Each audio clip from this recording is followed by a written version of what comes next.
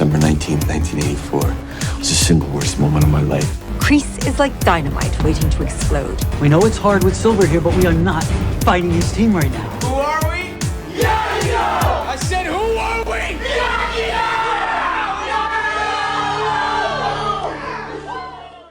You heard it up top. Fear does not exist on this podcast. Pain does not exist on this podcast. We're getting back to hitting the mat. We're talking about the one, the only, the final season of our beloved Cobra Kai in the Karate Kid universe here on Normies Like Us with your hosts, Sensei Colin. Ex-degenerate Mikey Lawrence. Colin, I bow to you. Mike, I bow to you. This is Jacob-san Lawrence, I guess. Okay. Hey, I bow to both of you. Hi. I bow to your to opponent. you guys. Bow to your sensei. Nice. Yes. Yeah, the final season of Cobra Kai, our beloved show, as Colin said. We talk Karate Kid fairly frequently. I think it might not have been a March Madness, but when I made everybody watch Karate Kid 3, I think we were like, you know what? We all bought into the brand. The Netflix show was kind of going on at the same time. That's right. It was some weird shenanigans were going on where I was not on the episode. I guess maybe because I had never seen Cobra Kai, but you guys did a Cobra Kai episode. Mm-hmm. It sounded so funny, so fun, so interesting. I came back on for the next one. We did a Karate Kid episode. We discovered Karate Kid Part 3, our absolute favorite movie. And from there, I think we've talked Karate Kid annually at least, right? Probably with the new seasons. Mike, Mike's the biggest Karate Kid head here. And when this show first came out on YouTube Red, yes, Mike was like the one person I knew that was like watching it. And it was like, this show's like really good. And then, of course, 2 seasons on YouTube Red. It moved over to Netflix, where it got 4 more seasons. And we've been talking about the last couple for sure. So what a show, what a legacy it has left. Yeah, and we'll have to see, did they stick the landing? Did they come out on top of the Seikai Takai or not? That's right. But So excited to talk about it. And of course, this came out in 3 parts this season in a bizarre Netflix release schedule where they released 5 episodes at a time in 3 separate chunks, starting last July, and with the most recent one just in February. So it has been out for a little bit, but I was not watching them as they released, so I caught up on all 15 episodes in the past couple weeks. Okay. How about you guys? Have you been watching as they have been coming out? I watched the drip feed. I watched all 3 segments. I had to watch a couple recaps to be like, oh yeah, what was season 6 part 1 about and part 2 about? Because it had been a while. But Colin, did you watch them all at once or? I did like you, Mike. I didn't do any recaps, so unfortunately, I feel like I've kind of lost part 1. I've got an okay grasp on part 2, and part 3 I feel great about, and I cannot wait to talk about the finale, especially. Yeah, there's a lot that happens this season. I'll just say up top, I'm a little hit or miss on the writing this season. Although I think the ending, we'll talk about it. I think they did stick the landing. I really liked the last couple episodes, but there's a lot in the middle. Some of it I liked, and then some of it I was like, wait, what's happening right now? Here's what I want us to do real quick, Mike. Mm-hmm. Google, how long does a flight take from LA to Barcelona? Because Jacob, I agree with you in that you very much feel like, oh, they found out halfway through this season how many seasons their final season had to be. So you feel the Netflix stretch just really hitting you. It's a 12-hour flight. It's a 12-hour flight. Okay. That makes me feel a little better. Subplot. I mean, there's so many characters in this show now. It's kind of insane. There's so many like speaking roles, so many people to follow and storylines to wrap up. And they set up a bunch. I mean, this season, watching them all 15 episodes back to back, it really is a journey. But I'm glad. I think the third act was the best. Second act, of course, was mainly focused on the tournament in Barcelona. First act was a lot of setting up and stuff. But there's just weird stuff like Daniel-san getting kidnapped in Barcelona and put in a dog cage for some time. Yeah. And some weird subplots that really, and they were going all out with this season being the last one, so they were wrapping up a lot of stuff. And I'm excited to talk about it all. Yeah, There will be questions, not just for our listeners, but from me, where I say things like, what was the twist reveal of Mr. Miyagi's dark past that really don't matter in the long run? They almost set up too much, and then it's like, what are we doing with this? But when they focus on what the core of the show, what the heart of the show is, I think it does really work. So, and I'm glad it's come to an end. We'll discuss whether or not they fully succeed. Well, and it's good that this is the final Karate Kid thing ever. No, it's no more Karate Kid. Doesn't exist. I have to tell you, this might surprise you. This movie with Jackie Chan and Daniel-san, Ralph Macchio. Do you guys know when this movie is coming out?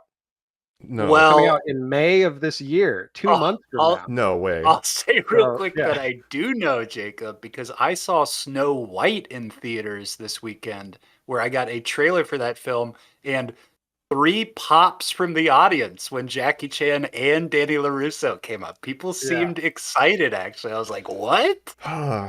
I won't get into it, but I've never watched the Jaden Smith one because I always say it's lazy Hollywood. Call it the Kung Fu Kid. He's not even doing karate. It's culturally insensitive at best. And I was like, oh, at least I could just leave that out of the canon in the back of my mind. But they had to bring it back in. But that's neither here nor there. With Ralph Macchio, I mean, I believe it is connected to the larger Cobra Kai universe. So, he's going to be calling his wife Amanda, his daughter Sam, his whole family that we know and love. Exactly. The show we are talking about today, of course, does have an opening credit every episode produced by Will Smith. Oh my gosh, you're right. Okay.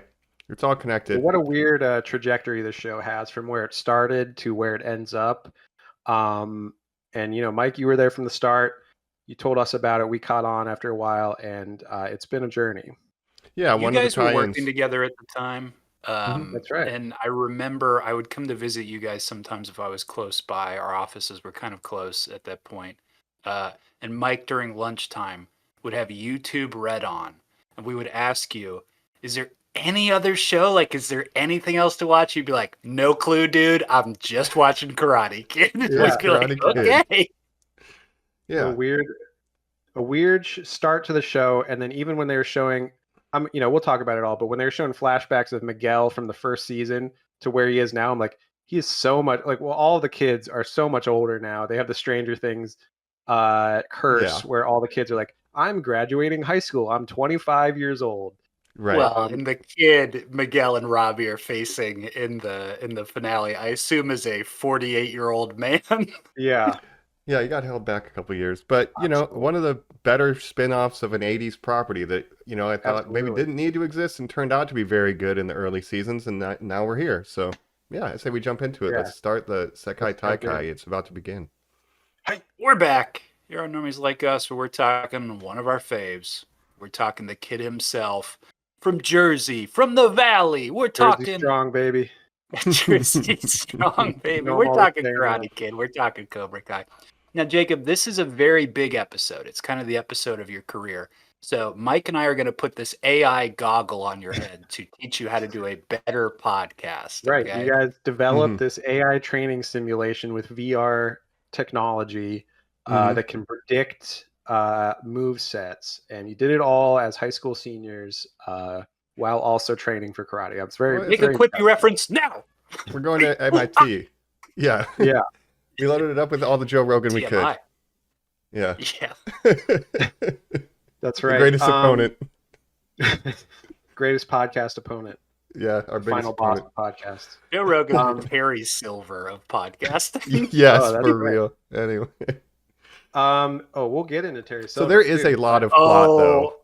There's so much. I mean, this universe has been so developed. Like I said, there's so many characters. There's the Korean lady from Cobra Kai, her grandfather. We'll get into all that.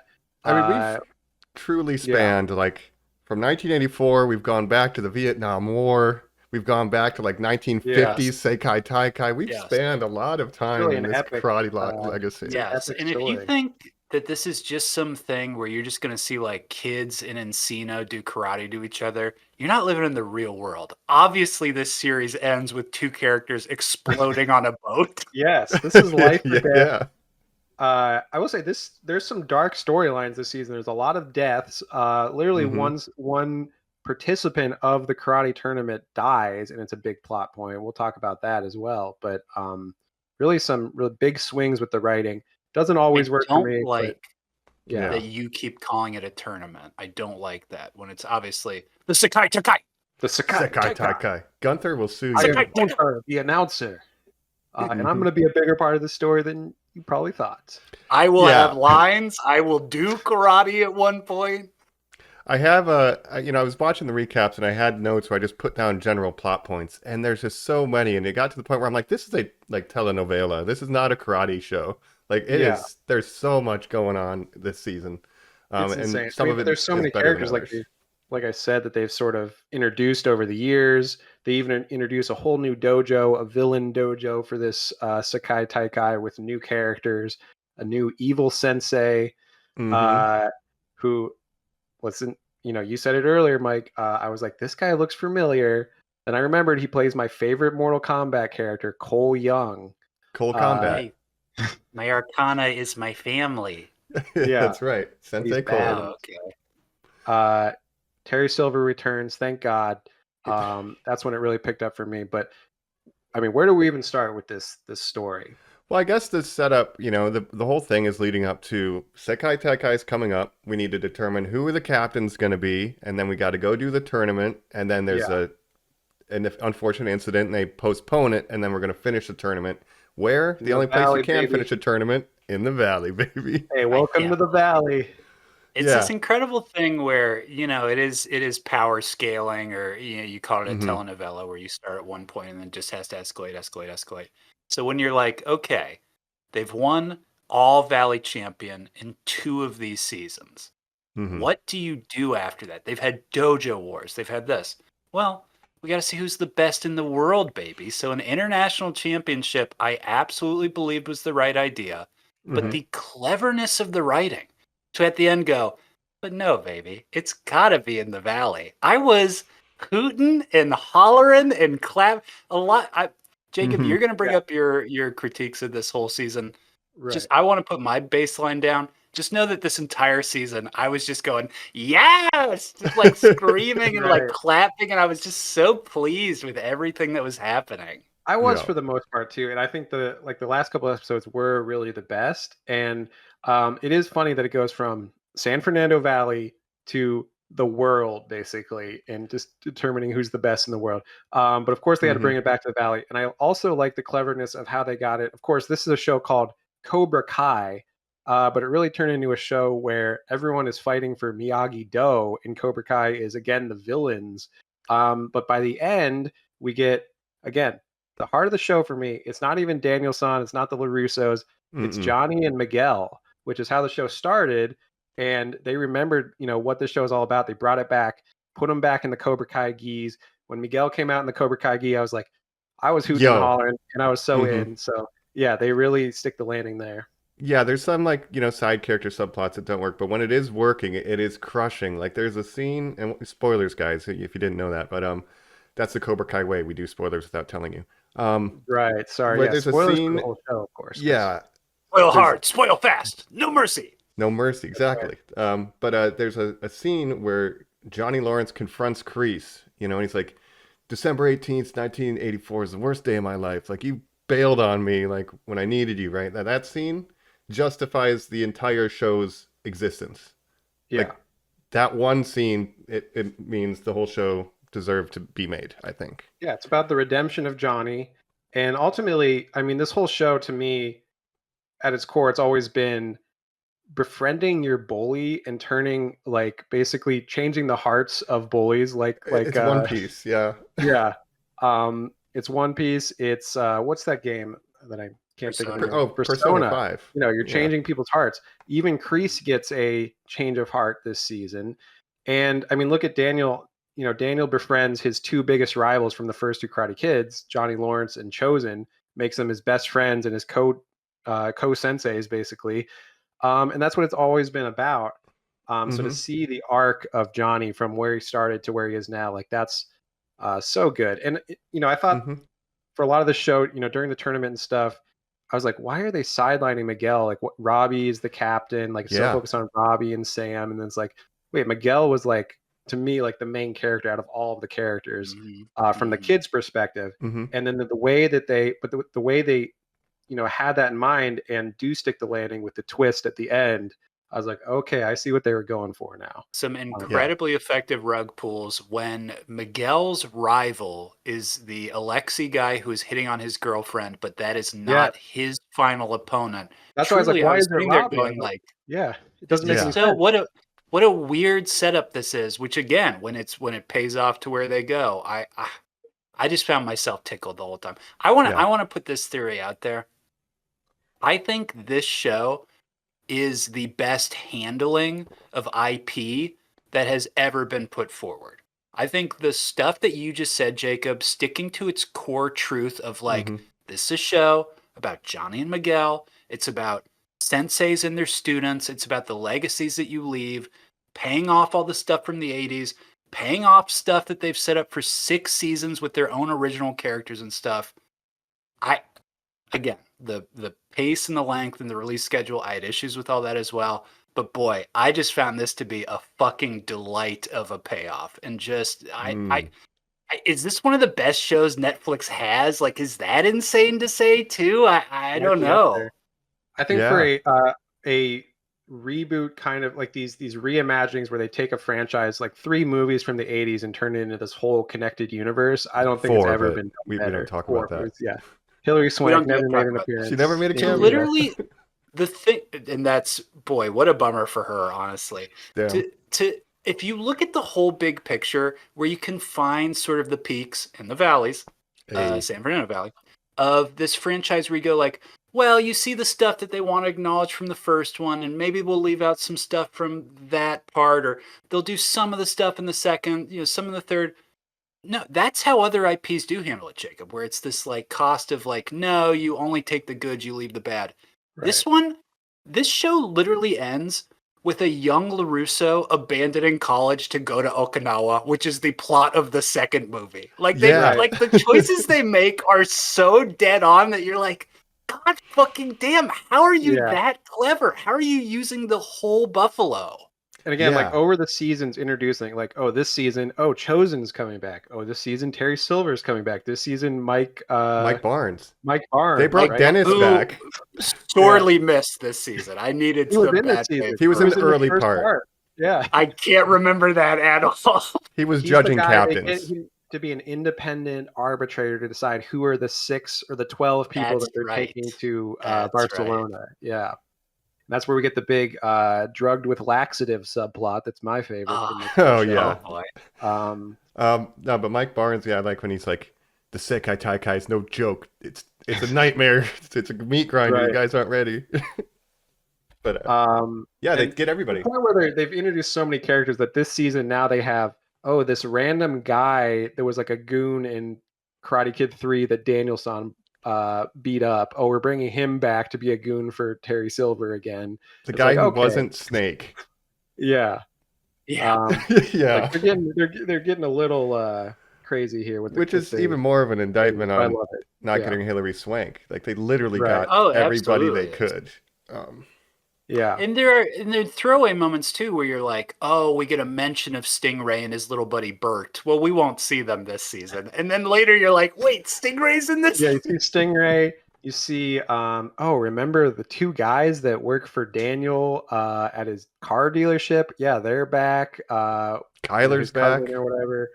Yeah, yep. Kyler. They visit Kyler and get in a fight at a frat party, which is another reinforcing the theme of befriending your bully, which is what Miguel's done throughout the show, with Hawk turning the dark side, coming back. Like every character at one point has like gone to the dark side and then been like, you know what? The power of friendship and balance. That's what it's all about. And now we're all working together for Miyagi-Do. Even characters I feel like who I'm like, well, I know they weren't there the entire time. Obviously the focus is Miguel.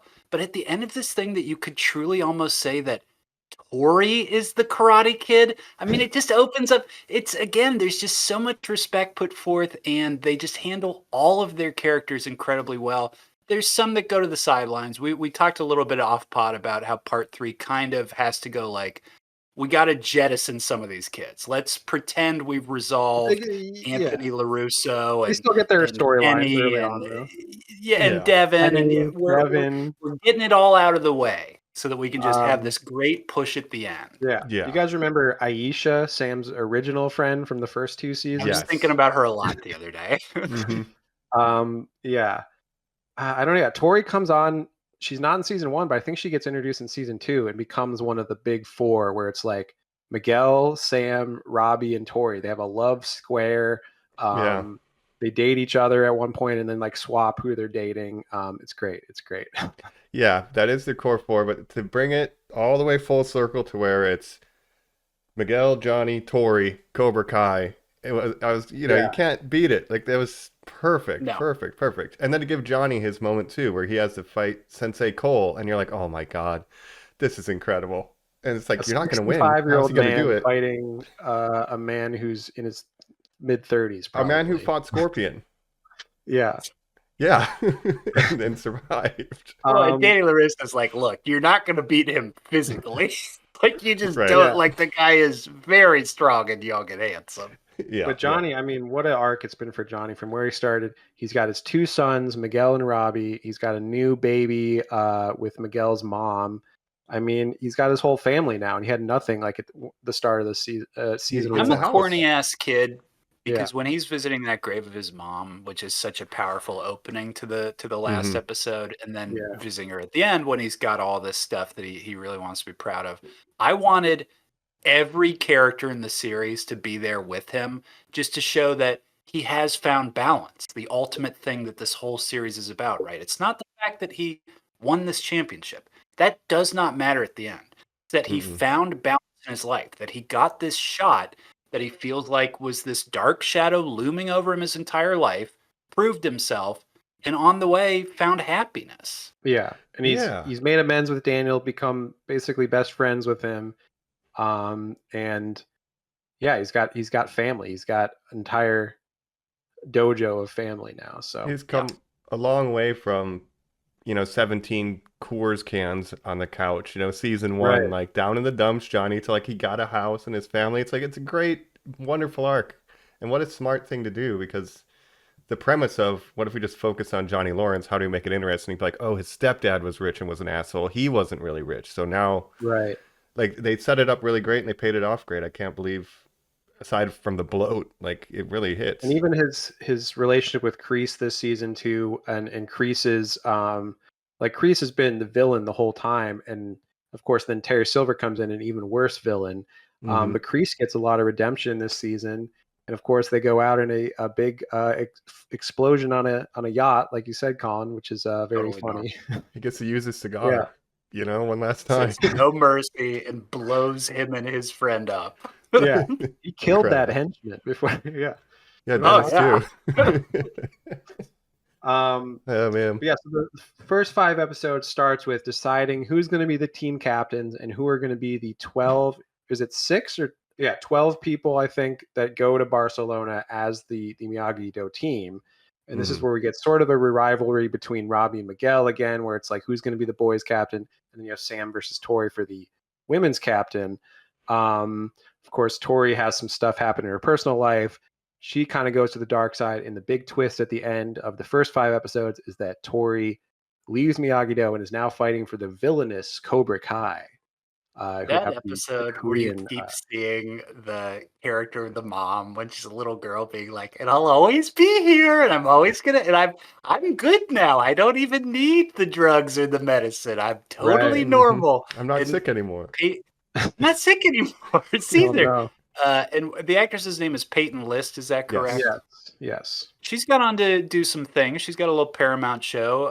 Very proud of her. School Spirit, where I think she's a ghost that lives in a school and can see other ghosts. Maybe it's called School Spirit. Check it Breakfast out. Club with Ghosts seems like a clever idea, but the idea that episode, she has these completely unhinged eyes, and she keeps calling people being like, Hey, I'm having like a really hard time. Everybody's like, no, we don't have time for you. We don't have time for you. Yeah. Makes that reveal so sweet and such a perfect setup at the end of that first part. Well, of her the season. her whole storyline has always been like, oh, she's been kicked down by life in so many ways.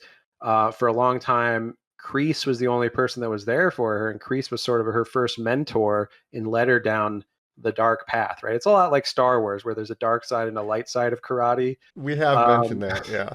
Yeah. Because Kreese was the only one that was there for her. And she's going through all this stuff with her mom. Of course, she has a Buffy the Vampire Slayer, the body episode where she discovers her mom. And yeah, that's like the hardest thing you can go through as a kid. So And that's the day of the girls' final. So she's like fighting with all this emotion, and they like call it off. Yeah. And then that's when she's like, screw this, and ends up going back to Cobra Kai. Right. Because they're not there for her. Yeah.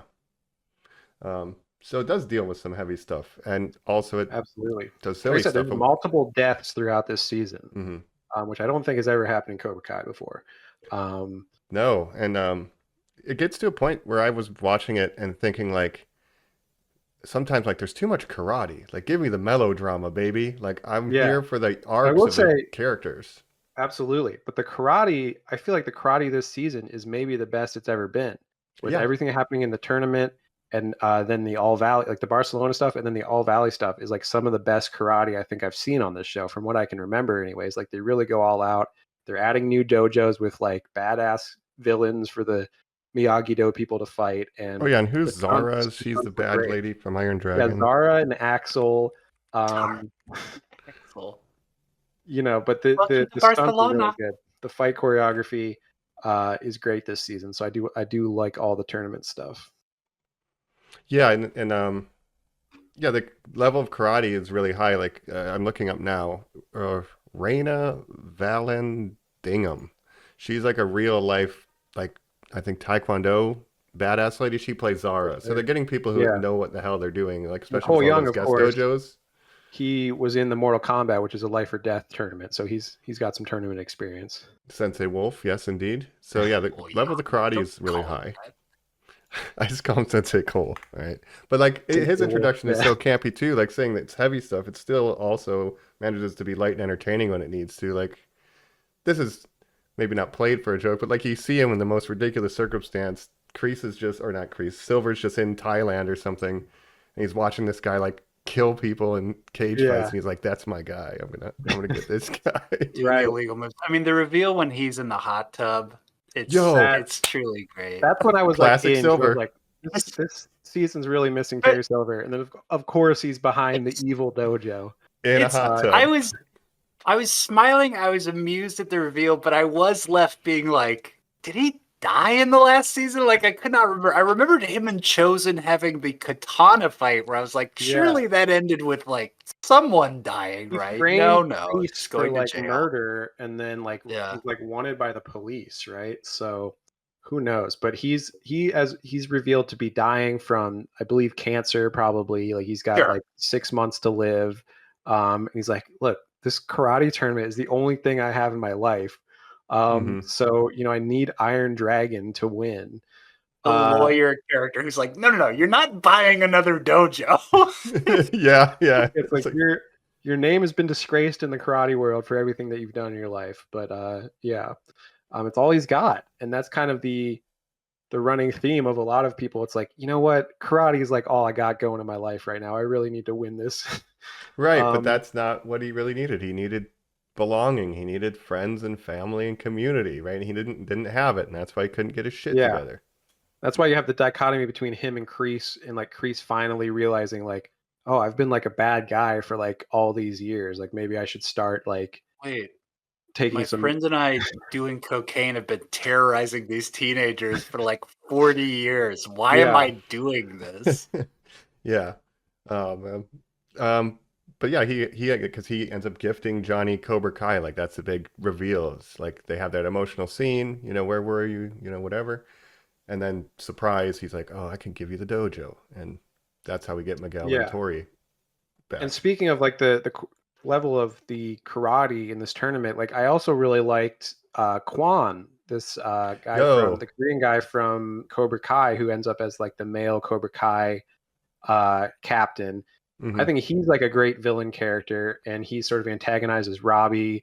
He's great in the fight sequences as well. So there's a lot of new characters that I like in this season as well. And his hair is really good too, man. Great Yeah. hair. He's great at being an He's just like asshole. a badass, like yeah. He looks like a Power Ranger. Like the whole time I Yeah. was like, this kid is so fucking cool. Yep. But then at the same time, they'll do something like whoever kicks higher gets your hotel room taken away. Yeah, It's like, he's being okay, a this bully. is, you know. He's But just a that's cocky like bully. it's the ice chop That's from true, number it 2 is. as well. It's Yeah. him. He's the chosen of this season. Fair, And if fair. you only lived long enough, we could have, Robbie could have turned him into a good guy. But yeah, Damn. of course, there's this whole subplot with Kreese's knife, which he has to get from a cave to impress this old Korean guy. Yeah. The He's head gonna of go- the Korean Cobra Kai division, I guess. Grandfather. Or the guy, of course, the guy who originally taught Kreese and Silver their version of karate, this Korean version, Tang Sudo, I believe. But yeah. Tang Sudo. Yeah. And he wants to get the knife because he wants revenge on Silver too. Right. And that's what kind of leads to the accident is he's got the knife with him. And then when the brawl breaks out, he's like, oh, now's my chance. And it falls out of his He's gi. going to kill Terry Silver with this knife. That's his Yeah. plan. Backstage at the karate tournament. But the knife falls out. And then during this big karate brawl, which is what the tournament turns into, Mm-hmm.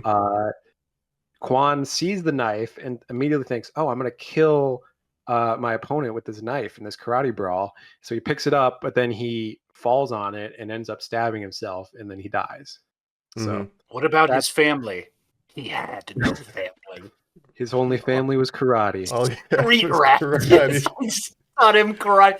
He's got the backstory of a Ninja Turtle, basically. Splinter Yeah. found him and trained him. Yeah, he was raised by, I guess, the karate- same old Korean guy. They were Yeah, creating the Cobra Kai. perfect assassin. They were so close. I do want to point out that entire brawl starts because there is the smallest little subplot that the Russian team has been doping, and Yeah. that is paid off, and you're just like, this is so delicious. So Oh yeah, they come back and let's punch back up a little bit Gunther. with the plot and Yeah. explain how we All get of there. it, please.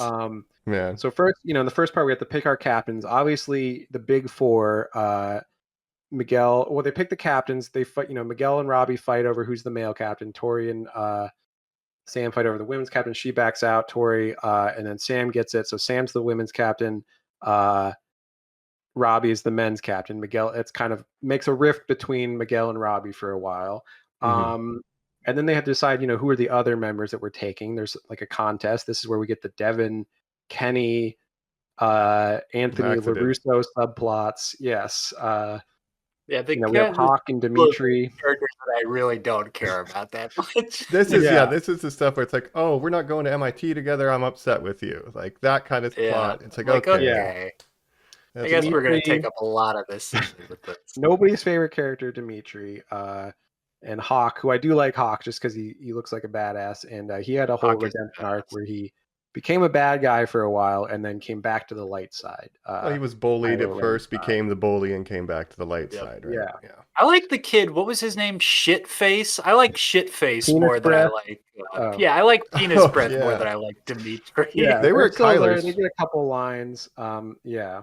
Mm-hmm. And then Bert and Ernie or whoever, and the other kids from in the dojo that are in the background. They get a couple lines. Anthony LaRusso, who started, he wasn't even in the karate thing because he was younger when the show started. He's kind of getting older. He's the younger generation with Kenny.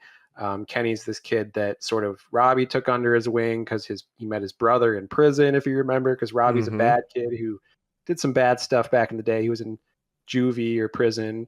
Forgot But all of this. They were doing robberies in warehouses. Yeah. Yeah, all Robbie. good That's why his stuff. name's Robbie. Yeah, that's what his name's Right. Robbie. Of course, what he he's does. Johnny Lawrence's biological son. Mhm. But in the first couple seasons, sort of Daniel's son takes him under his wing, and it's sort of Robbie and Daniel versus Miguel and Johnny. Mhm. But then eventually they all, work things out. Now they're all best friends, and we love And they're them. also actual family in that Carmen, Miguel's mother, is knocked up by Johnny Johnny and is yes. basically pregnant this entire season. Yes, the baby subplot is a big one. She has a medical complication, and Johnny and Miguel have to fly back from Barcelona during the tournament, and they immediately fly back after it turns out she's okay.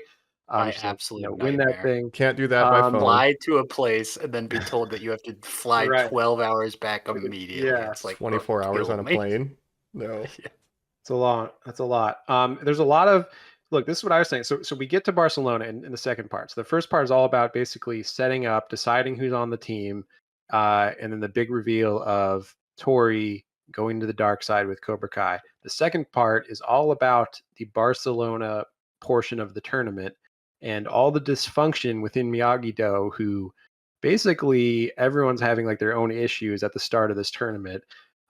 Miguel's mad at Robbie. Robbie's distracted by the whole Tori thing.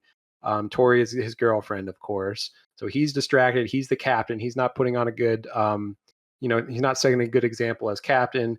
Sam's the female captain. She's trying to hold the team together. Miguel feels like he should have been the captain. Devin has her whole thing where she drugged Kenny with laxatives and made him shit his pants. She's got to deal with the guilt from that, of course. Dimitri and Hawk are, fighting. So just so much dysfunction, and they end up just losing like a bunch in this early on in the tournament, right? Yeah, and then Devin eventually has to fess up. She tells Kenny what she did to get the tournament spot. He ends up flying out to take somebody's place, and he kind of wins them that first round. Robbie Miguel takes Miguel's place because Miguel had to fly comes back. Yeah. Well, Miguel comes back, but he dropped out because Kenny helps keep them in the tournament when they're losing. Yeah. Yeah. And Kenny, he gets kind of sidelined in this season. And then that's it. Yeah. Yeah. But basically the whole time, Robbie's just distracted because this whole Tori thing is like messing with his mind. He keeps losing. Like I said, there's the Iron Dragon. So there's multiple dojos that are sort of introduced. I like the Irish dojo that they just love fighting so much. Like, Yeah. I'm gonna fucking get ya. So I like those guys. There's a lot of drama going on behind the scenes. You have, again, the Iron Dragon. You have Axel, the unstoppable, basically Ivan Drago character, who also may have a crush on Sam, which is affecting his whole thing. You have Zara, who's like the karate influencer, who beefs with Tori, and eventually Robbie sleeps with her because he thinks that Tori breaks up, or like says let's put a pause on our relationship. So then he makes a mistake, ends up I'm gonna drink, but you don't drink. Yeah. They're all at a bar in Barcelona at one point, and they're all drinking. I assume they're all just drinking like virgin cocktails and hanging out at this like club in Barcelona. And then Robbie's like, you know what? I'm going to drink. Gets super drunk, sleeps with Zara. And then the next day, Tori catches him walking out of her hotel room. I'm seeing so much drama at the Sekai Taikai.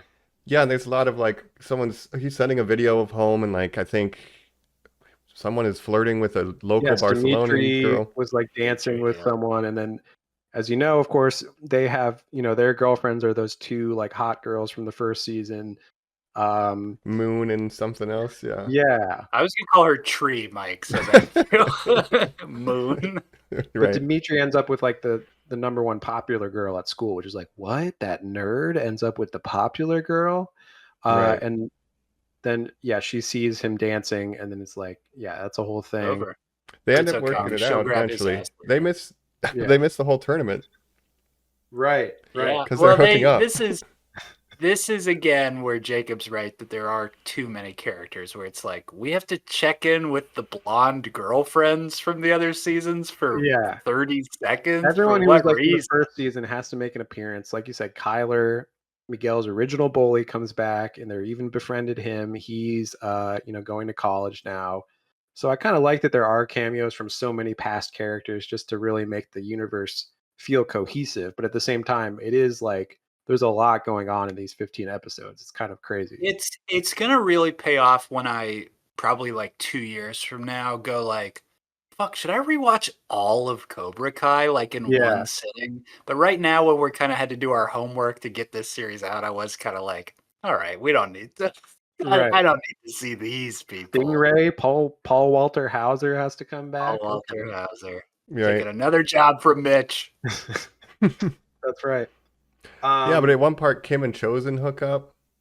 You know, Yes, like there's there's a lot the- of relationship stuff in the second arc. Yeah, It's very yeah. We have to give redemption to characters you don't think are going to get redeemed. If you thought the granddaughter of Cobra Kai was going to be the end villain because of how she was made to be Terry Silver's right hand person for a couple seasons, Right. don't worry about that. That No, is she not gets going to come to redeemed. pass.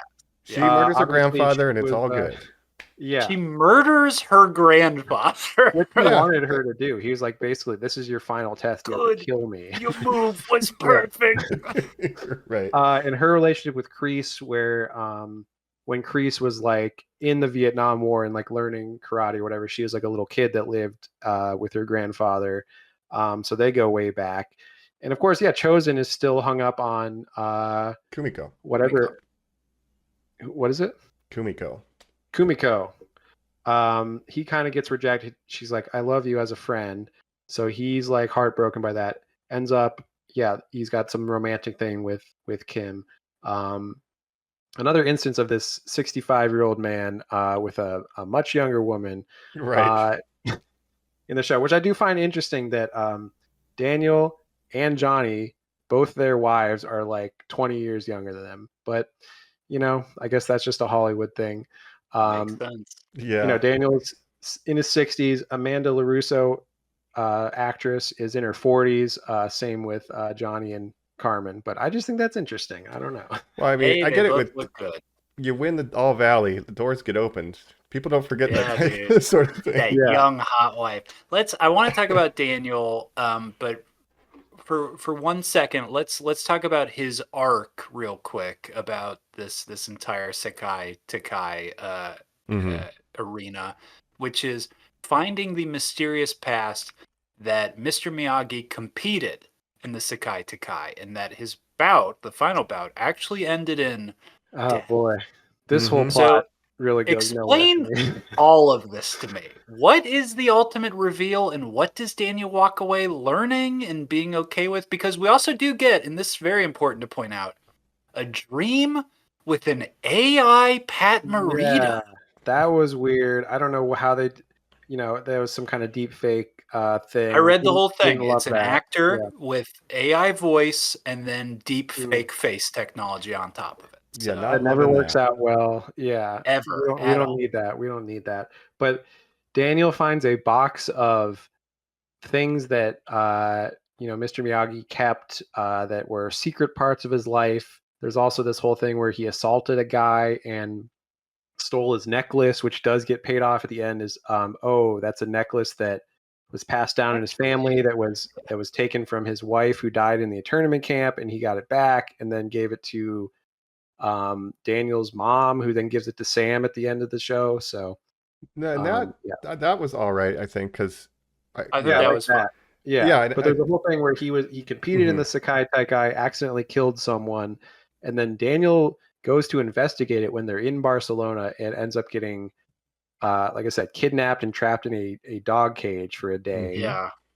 Which is a very strange subplot as well. This is kind of the bottom of the series to me, where truly I was like, Yeah. well, what do they want me as a viewer to like think is gonna I don't think the Karate Kid is going to die in a dog cage. He's going to get fed to 4 Rottweilers. Yes, that's the end of Karate Kid. There were some subplots where I felt like, oh, they're just doing this to like add more drama or like cause more dysfunction within Miyagi-Do during the tournament, where it's like they all feel so unfocused when they're fighting in the tournament. It's like you're in the Sakai Taikai and you're all worried about like your personal relationships right now, and you're like losing to these other dojos. But you know what? It's all about balance, and they're not balanced. But the right. stuff with Miyagi and like, was Miyagi a bad guy? Why didn't he tell me? Daniel's like really torn with like, he's stealing stuff. He killed somebody. Why didn't he tell me? Why didn't he tell me? They don't really pay off. We don't get a flashback of the Sekai Taikai that explains the circumstances of how his opponent died, do we? No, I don't at all. think It so. literally goes I nowhere. think there's some kind of parallel thing with, of course, Quan dying in this Sekai Mhm. Taikai that they wanted to make, but it didn't really work for me. And I think the whole Quan dying subplot, I didn't really like that. I thought that was a little like, what are we doing with this subplot? It's I think, too far. would it have been more impactful if it was one of our kids who was killed? Oh, yeah. I feel like that would be crazy too. Like, this is a teen karate tournament. Like, why are people It'd be dying so insane. often? Yeah. Yeah. Yeah. Um, But that really does go nowhere. That what we get, and it's not quite as satisfactory as it could be, is Daniel remembers that Miyagi said, "Oh, the answers were always in here. They're always in your heart. Remember what I told you. You don't need to fight anymore, Daniel. It's not about winning and losing. You don't need to fight." And so then Miyagi-Do is kind of like, "We're just going to pull out. Basically, we don't want to do Right. this anymore." Right. Well, this is the big sort as of close as twist we of the get. third part to get, Miguel and Johnny and Tori back together as Cobra Kai by the end. And I did like this because, again, this is a show called Cobra Kai, but really it's about Miyagi-Do. We're all fighting for Miyagi-Do, and Cobra Kai is the villains in the Barcelona part of the tournament. It's like, that's kind of weird that that's what the show is called. Yeah. But they do wrap around, and now it's Johnny's reformed Cobra Kai, which he's restarting in the Valley. He's going to do it the right way, not Kreese's way. He's going to do it his own way. And I do like that. Yeah. I'll send him to Miyagi-Do to learn that defensive crap, but we'll do Yeah. offense here. Yeah, like he's really figured it out. Same location. Daniel I don't buys it teach for that. him. Yeah, Yeah. Right. but I'll let you learn it because I believe in I balance feel like now. they found a balance between Daniel's and Johnny's styles, and I guess these students, they just have to learn two kinds of karate and then put them together. Very Last Jedi. I mean, to go back to what you said, Jacob, it's Luke Ooh. Skywalker being like, the Jedi were fools, and the Sith, like Yeah. it's all the same. Like it all draws from the same power. Again, you need balance. Balance. Absolutely. And I love that. And from Johnny, all, like you said, all the stuff with Kreese and Johnny, the flashbacks to when he broke the trophy and like assaulted Johnny in the parking lot, to Johnny learning from that, being a surrogate father to Miguel, and being a father to Robbie and Miguel and all these kids at the dojo. Like it's so good. Yeah. Yeah. No, and I he cried gives. multiple times in part 3. The first one was when they were on a plane crying together, and they're going back, and they're scared about the mom, and Johnny's saying Yeah. like, "I can't tell you that everything's gonna be fine," and Miguel's crying. That really got me. But the Martin Cove William Zabka scene, where it's two people who are just so physically uncomfortable with expressing themselves, and the little like light touch that Martin Cove tries to do and Johnny hits it away, but they both look confused that he hit it away, and there's so many tears in their eyes, and then so he tries it again, and Martin Cove pulls him into the hug. Got me. Yeah. Got and me I- hard. William Zabka, I was crying away. Mhm. William Zabka has some great acting moments in this season, and the last fight of the show being him fighting Sensei Wolf, and really being the culmination of everything he's learned over the years. Like, yeah, it really is Johnny's show. It's Johnny and Miguel's show. Like Daniel San's there too. The rest of the kids are there, but they're the heart of the show, man, and it works so well. Yeah, no, that I said it earlier. That monologue when he's talking to Martin Coast justifies all 6 seasons of this being made. When he's like, "I didn't trust anyone, least of all myself." I'm like, "Damn, you're killing it, William Zabka. You're killing it right now." Yeah. Here's the thing. They have never let his character down. So that the writers have always known that Johnny Lawrence and William Zabka are just like married to each other. They're this like symbiotic, like one person that it's like, whatever we're going to do, he's going to crush.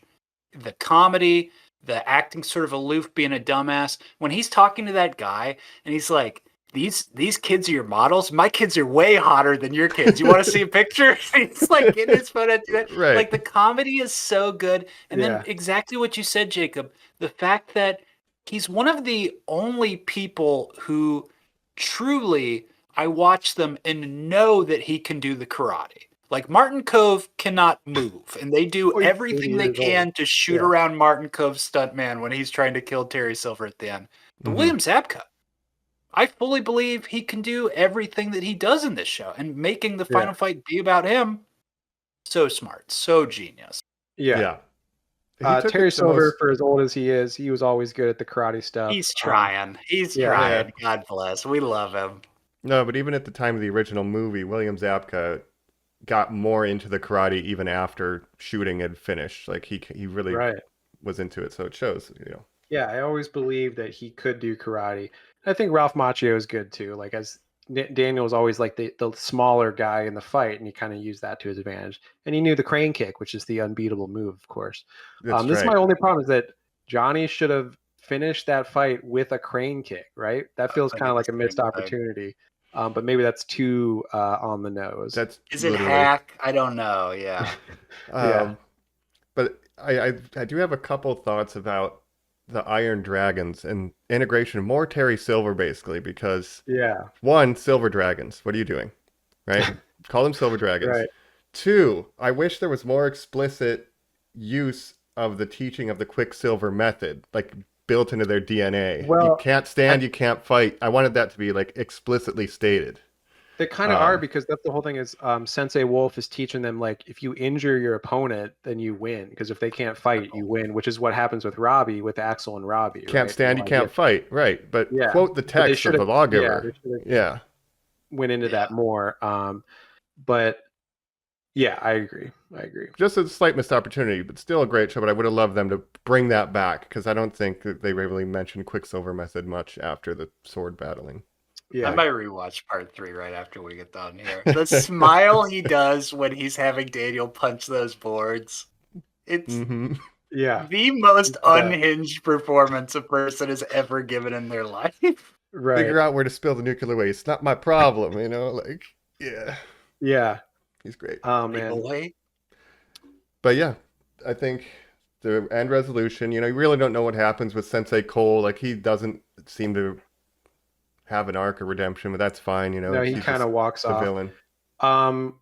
But yeah, so in the Barcelona tournament, so obviously Miguel has this sort of resentment over Robbie because he's like, I should have, like, they fought over, who's going to be the captain. He's like, I'm fighting better than Robbie. I should have been the captain. This could have been my chance to, like, get into Stanford or He can't whatever. afford Stanford. He needs, like, Yeah. You're not giving me scholarship. attention. He keeps saying that to his father figure. Yeah. You are not giving And me they both attention. wanted, because Robbie's like, look, I'm not going to go to college because I'm a troubled youth. So this is kind of like my only way to get recognition. And then Miguel's like, well, that's cool, but, like, I'm trying to get into Stanford, or, like, get a scholarship to Stanford or whatever.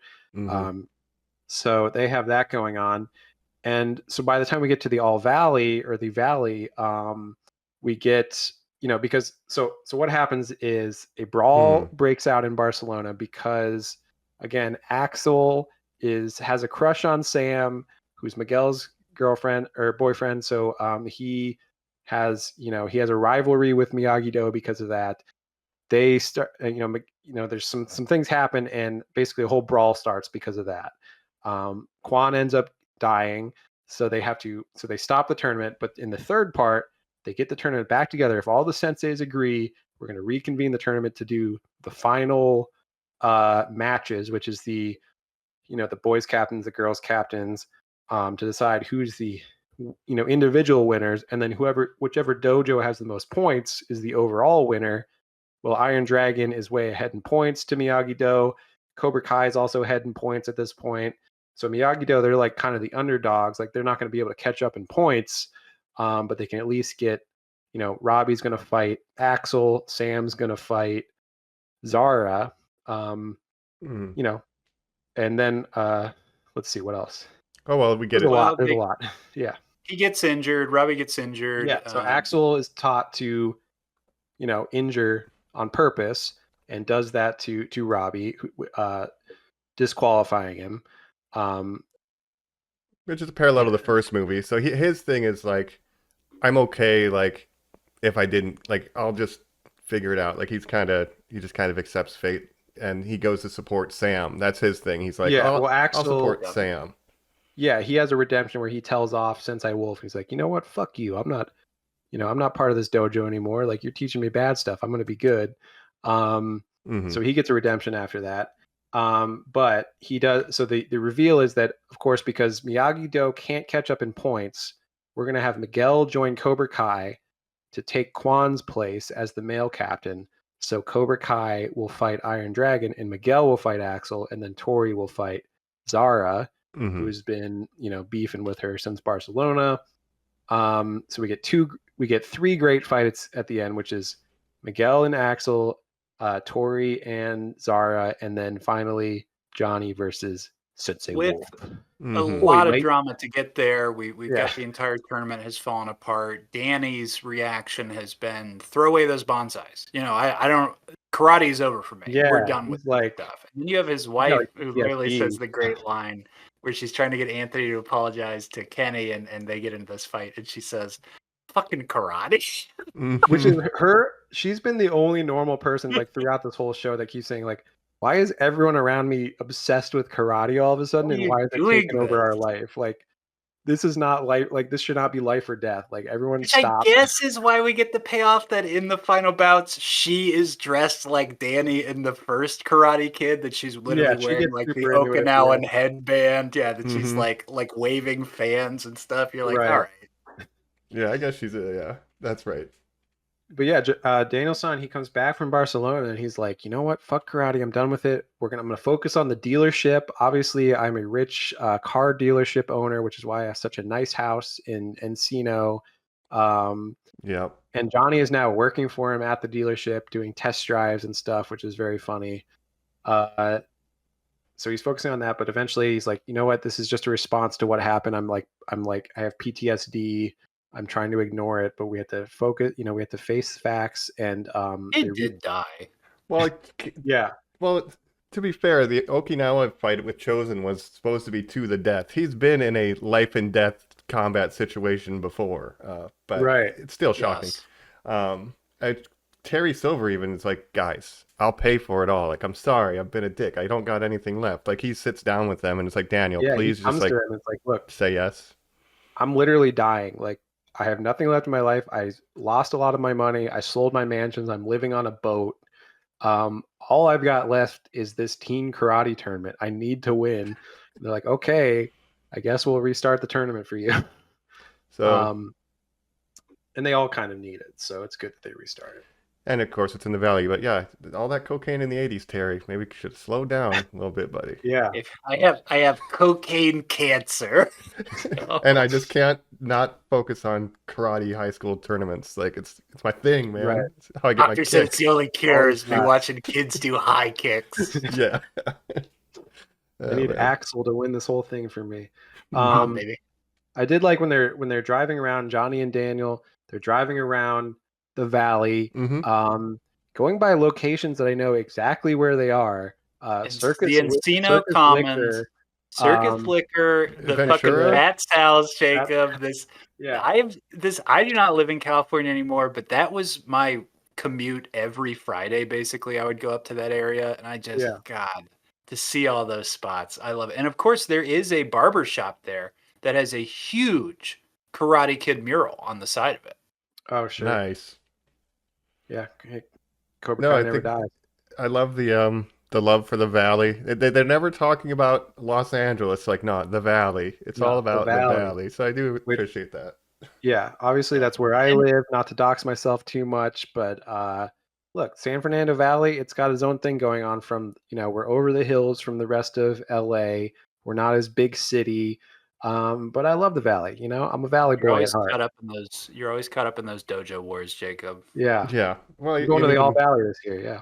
Absolutely. No, going to watching the movie as a kid and then moving to LA and then hearing people say, "Hey, we're going over the hill," and I'm like, "Hey, they said that in the movie. That's what it means to go from the Valley to LA. That's right. Yeah. We're going over the hill. You want to come?" I'm like, okay. Love it. Right. How about this, Mike? A reference to another one of your favorites, the director of this first film. A lot of Rocky references, and the kids chasing after Johnny and Encino. Literally, Danny says, "Look, I know you like 3 and 4, but to me, the first Rocky was always the best one." Yeah. Yep. Which that one was really the one that was nominated for an Academy Award. So I guess he's right. And the theme song for Karate Kid, that montage, The Best Around, was written for Rocky 1. It wasn't used, but, it's a remnant from that movie. Yes. And they bring that back, of course. Yeah. But I think, they really landed it. I don't know what more to say plot-wise. It's like we get all the redemption. So, Miguel steps in to fight Axel for Cobra Kai. and these fights are great. Like Tori and Zara, Miguel and Axel, great fights where it's like you think they're gonna lose. Of course, they come back, and Axel is defeated. Zara gets her teeth kicked out, which she deserved. Welcome to the Valley, bitch. Yeah, we get that Yeah. payoff. Tori ends up getting signed by some karate influencers or something, where they're like, you're gonna go around and like take pictures with karate products and stuff, and Do Robbie demos. too. So the two of them are gonna go around together. Are you offering me a job? I'm offering you a career to stand in front of energy be a drinks. karate influencer. Yes. Okay. Sure. I guess the karate world is bigger than I thought. A real Right. job, I guess. A career, and this is just the starting pay. It's like, whoa. Incredible. We It's a get lot of upward to mobility. Sam, as I said or hinted at, has decided she's going to Okinawa. What is she? Is she studying marine biology? Is that what it is? I'm not sure. I know Daniel was like, of course you want to go to UCLA or UCLA was it, or USC? One of those two where he's like, of course you'll go to UCLA. And she doesn't really want to do that. She wants to do this internship in Okinawa. Right. My father always spoke about it as the most beautiful place. And I mean, Mr. Miyagi was basically my grandfather, and he was from there. It's like, he was not your grandfather. Right. You know not to say that. And I like the plot at the end where Miguel kind of finds her acceptance letter, and you think, oh, that's gonna like get in his head for the fight, where he's like, oh, my girlfriend's going to Okinawa, and he's immediately like, you know what? That's great. I think whatever is best for you is great. Like it's like, you know what? You have matured, Miguel, and you've become a good, a great guy who that's not going to, that's not going to affect your balance right before the big fight. And so he's like, yeah. And by the end of it, he's like, you know what? I'm coming with you. Let's go to Okinawa together. And they get their happy ending before college was starts deferred. I mean, I know we're going to split ways, but can't we be together for a little longer? And she says, a little longer. And that was the fifth moment I cried during this final season. It really did hit me. I really love Zolo. He really is kind of our boy. I know that there's probably not going to be a Blue Beetle 2, and I don't even really remember if I liked that movie, but I want a lot from him. That movie is maybe not great, but I did like him as Blue Beetle, and that's one where James Gunn could bring the same actor back to play Blue Beetle in the new DCU. I don't see why they couldn't, To do what? Blue Beetle too.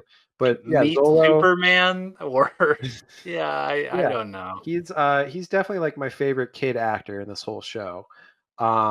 He's always one of the best at doing the karate. Which is kind of a mixed bag. I always felt Sam, sorry to say, was sort of the weak link when it came to karate, where I'm like, I'm supposed to believe that you're one of like the 4 best people at the dojo.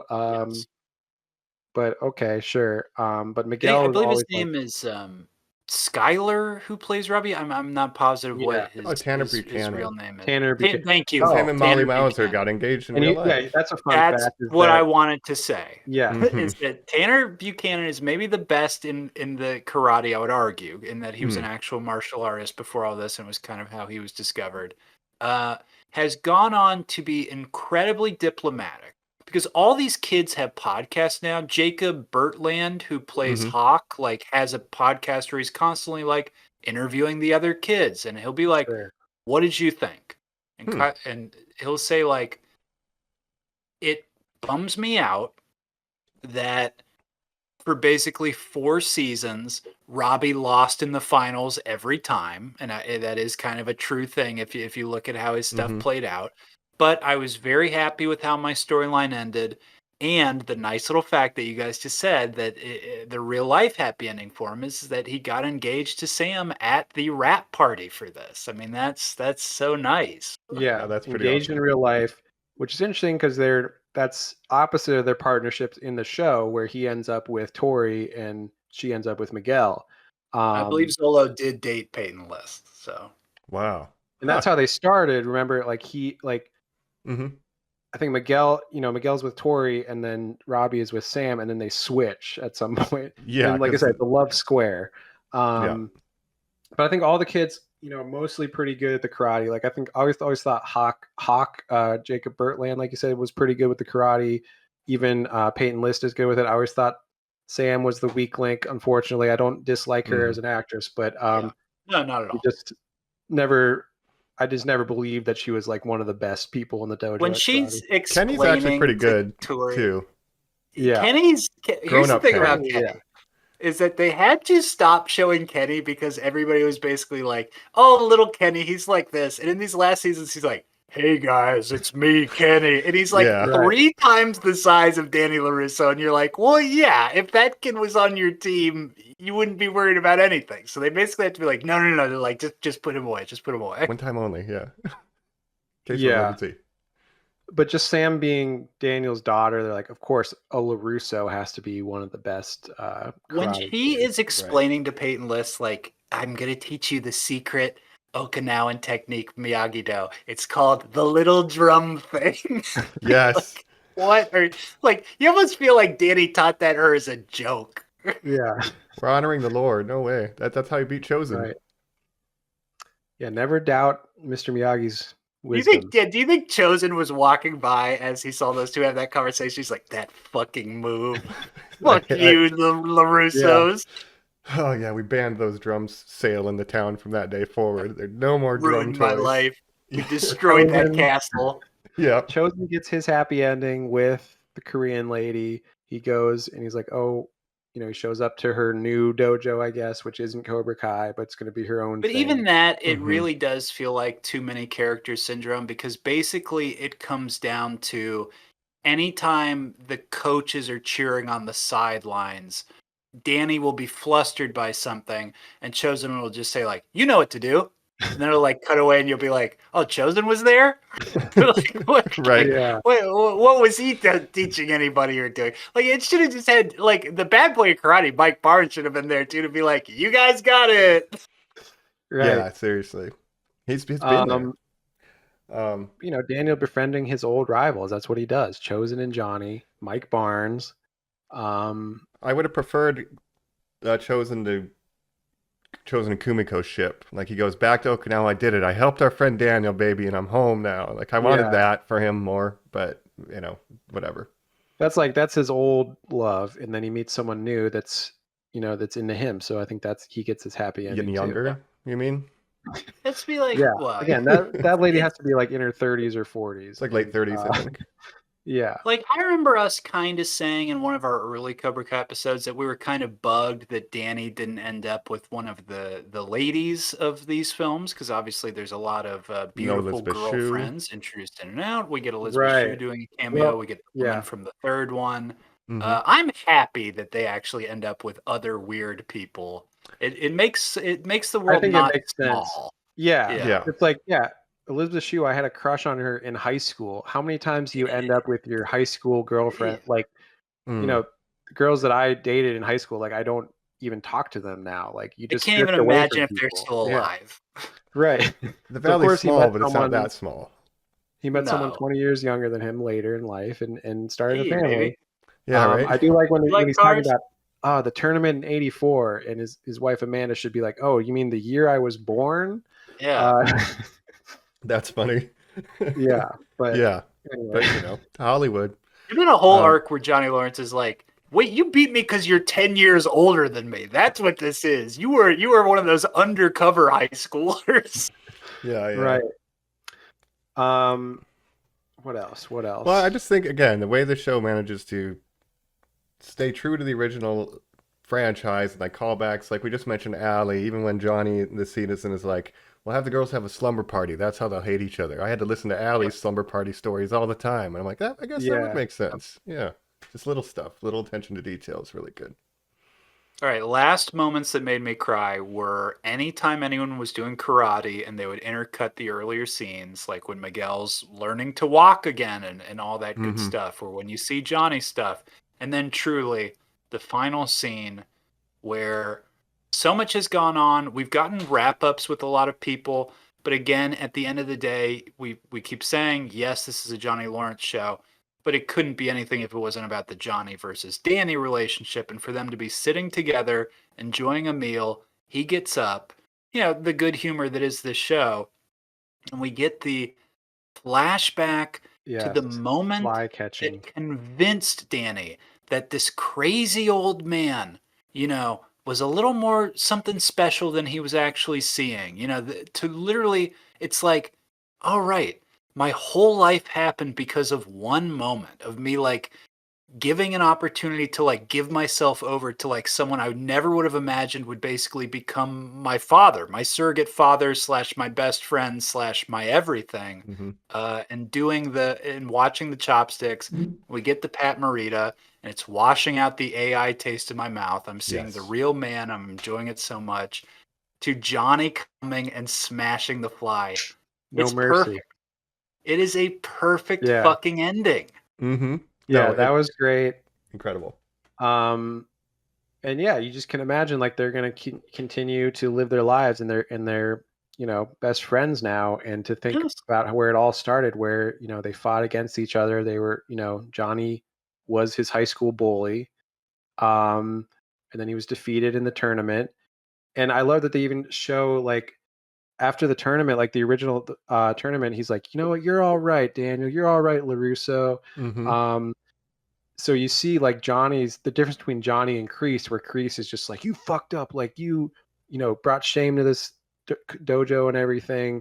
And you can already see like Johnny's like there, like he can make the switch and become a good guy. The So one flashback I would have liked, or callback actually, I would have liked, because we know that when Johnny was getting beaten up by a kind of belligerent Kreese who was screaming at him after that match, and we had the great Master Miyagi go and do the honk honk and sort of like disarm him, right? We know that Mm-hmm. Johnny saw that. I would have loved if when fucking Louis Tan was, trying to cripple him at the end and it was all getting that bad and the stakes were so high, if the final blow Johnny gave was honk honk. oh Oh, yeah, that would have been very good. That's that was perfect. great. And then he crane kicks him. Yeah, for real. That would Because that's be what he would fucking do. Awesome. That is what he would do. Lure you into a false sense of security and then kapow. Bang, Yeah. yeah. Got him. No mercy, Also, just we like didn't the fly. mention the Daniel has a dream sequence where he fights a bunch of guys dressed like skeletons, which is a callback to the first Yes. movie. He has a dream where he is young Mr. Miyagi's opponent in the Yeah. Sekai Tekai. Yes, That's right. because throughout the show he's questioning, oh, did I really know the true Miyagi and all this stuff? And not all of it pays off that well, but I None of think, it does. yeah. No. But that's all right. But like Colin said, that ending shot where we get a flashback of real footage, not CG, and then Johnny again got him, no mercy. It's like that's what the show should be. He's Yeah. in the original dojo. He's eating pizza with Miguel on the curb. It's like this is where we needed to end up, and you did it. I love and, that. Yeah. The last couple episodes are so good. I was so in. And again, yeah, during Miguel's fight, they're cutting to Miguel in season 1. He's grown up so much. He has a different, he's a longer hairstyle. And I'm like, man, he's my boy. He's matured. Lost all of his baby fat. Like true. Like I Yeah. look at him and I'm like, that's my son. That's my boy, Miguel. I mean, when you think it's season 2 or whatever, it's like, he broke his back and Johnny helping, like Right. that stuff is really moving when he finally is 'Cause walking Robbie, again. like Yeah, knocked 'cause him Robbie, off the thing. school like, railing. Yeah. I still think that might be my favorite season. That was so good. And, The finale in the school where everyone just keeps like it's it's another like big karate brawl. Yeah. it's a big one take in there. Yes, but it is like a fight manga or like a video game where everybody keeps finding their opponent. They're like, I've been looking for you, LaRusso. Yeah. And like when Tori's like fucking kicking Sam's ass, like I might rewatch this whole series. I don't know. You might I have fucking to. love this Yeah. show. Yeah, it's so. Yeah. I'm glad they stuck the landing. You guys mentioned a couple times it did feel like in the middle. Oh, this is the Miyagi-Do show. So to finally get us back where we needed to be, I'm just glad they were able to they pull it landed off. the plane. They stuck the landing, and it's crazy to think how long this show's been going. Like, it is the Stranger Things thing, where like this season actually was supposed to come out earlier, but got delayed, I think, due to COVID. And the writer's strike, yeah. And the It writer's had strike. a weird right where they were about to be done, then that hit, then they're Yeah. like, okay, again. Like, ugh. So this is supposed to take place like right after season 5, but season 5 came out I'm gonna look this up. Probably at least 2 or 3, right? Yeah. While he's Years looking that up, ago. I just have another callback. They have the referee, I wrote in my notes, Daryl Vidal is a character brought back from the original tournament as like the special right. referee. And I'm like, oh I my love when God. every time they show someone and they flash to, what they looked like in the original movie. I'm like, oh, that guy, sure. Sure. You say so. We got everybody. Season 5 came out in 2022. Whoa. So Wow. it was, 3 years ago. And of course, season 1 came out When YouTube 2018. Red existed. 2018. Right, and So- when they set up that final episode, his flashback to his mom's grave is him in 2017. Yeah. Mhm. I haven't been here in a long time, and you look and see the reveal that she died in 2007. I mean, that alone was kind of giving me some chrono Yeah. whiplash, where I was like, "Whoa!" Yeah. And that's kind of sad that she's not there to see Johnny like turn his whole life around and start a new family and all this stuff. Where he's got his 2 sons, Robbie and Miguel, and he's got his new daughter. Man, that really made me cry too. When Oh, how about yeah. How about when there is one episode that ends with the tribute to the past Cobra Kai member, the one who died of cancer. Remember, we had that episode where they all rode motorcycles. He got Yes. back together with the old gang, and then when Johnny's The preacher upset friend. Yeah. after the Sakai Takai, where he seeks counsel, and it gets to him and the preacher friend. I was like, oh man, we are again using the whole buffalo here, guys. There is no Yeah. stone left unturned. Well, he marries him and Carmen, right? Does he not? Yeah. Yes. Yeah. He's there for the whole because buffalo, Johnny you're wants to right. get married before the daughter is born, so they're not living in sin and all that stuff. I did like that subplot though, where he's like trying to learn to cook and stuff like that. Was very Oh sweet. my God. Yeah. Where her Wow. mom's like, When "Look, when he goes don't tell through, me, make it right with How- the man upstairs." how do you propose to someone? And he looks it up, and there's like 6 steps, and they're truly the easiest steps ever. And step 1, get flowers, and he goes, "Oh, well, where the hell am I supposed to get flowers?" Like, you can't even do that. It's so Yeah. great. Or at the end when he's like, "Hey, I got to ask you something, LaRusso. So I got this letter the other day. It said it's for property tax, but I bought my house." And Danny's gotta like, pay "Oh more no." taxes? Oh, yeah. You know how you pay a business tax for Cobra Kai? And he's like, "What? I got to pay another tax?" He's like, He's "I'll like, set "What?" you up with my accountant. I Oh, own those. sure, I got to pay him too." You got to do that every month. Yes, you do. Hey, that's Yeah. living in America for you. We live in a society. But that was very Um, funny. The preacher, I don't know which of the original Cobra Kai guys he was. Was he the one who said, "Put him in a body bag"? He's or was he a Bobby. different one? Yeah, he's put him in a body bag. No, he's Bobby Brown. He's Put the him good in a guy. body He's the bag. guy who sweeps the leg and says, "I'm sorry, Sweeps LaRusso, I the didn't leg. mean it." He's the The kind of next good time guy. I ever get blackout drunk, I'm gonna be in a bar and just scream out, "Put him in a body bag." Yeah. Yeah. Oh man, No mercy. no mercy. Yeah, man. American classic. What a movie. What That's a Cobra series. Kai. It is. Season Yeah. 6, and I am glad I watched it. I mean, it was a long journey, like I said, watching all 15 episodes at once. But again, those last couple really made it for me. And the way they wrap up the show, I think it got what it deserved in terms of a wrap up. And there's Yes. been a while, like in the past couple seasons, where I've thought, is this show going on too long? Have we covered everything we could possibly Mhm. cover in the Cobra Kai universe? Mhm. But I'm glad it got this last season to wrap things up. And But now it we get had- this it- movie coming out. So But well, we'll talk about that in just a second. But Oh, Jacob, God. my mind goes to areas where I am like you, like, well, there's nothing more they can do. And then when I'm watching an old man blow up a yacht to kill another old man, I am truly like, Yeah. I guess you could just do anything in this universe. And Yeah. I'll just say, we're wrapping up March Madness here. This is kind of our final one. We've got our last episode for our long form series next. But this really was one of our longest form series. It was a personal love of Mike's. A film we all saw. I certainly wasn't as obsessed or that interested. I told you guys I had number 2 on VHS, I think, and we'd put it on sometimes. My brother and I would be like, "Oh, okay."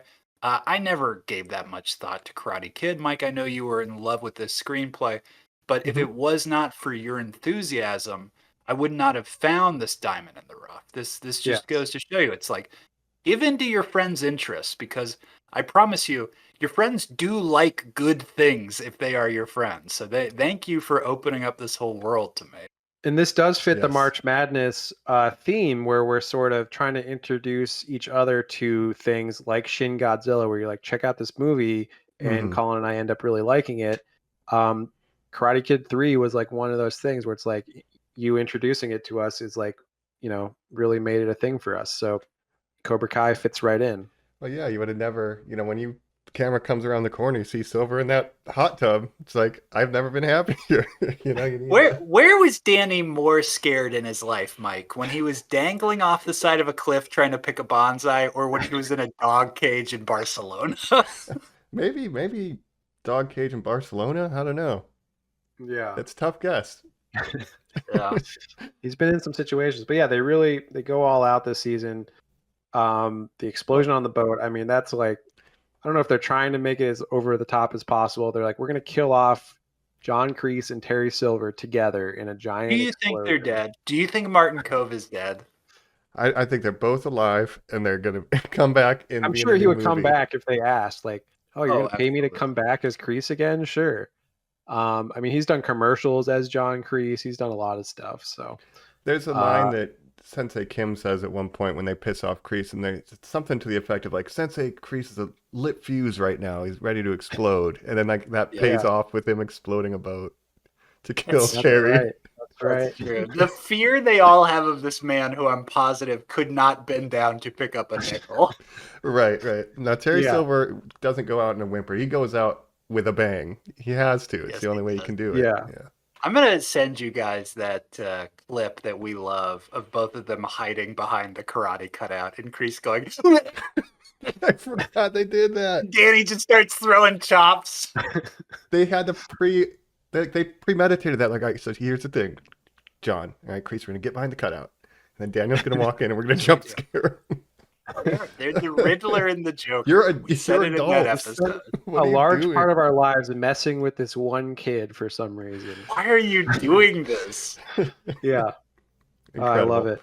What a franchise, and what a great series that shows as much love for the series as I have for it as a fan. It's one of the few times one of these things actually works 90% of the way. There's a little bit of, when you're using the whole buffalo, you're running some fat, but overall, it's one heck of a meal, fellas. It's been a net positive as a show.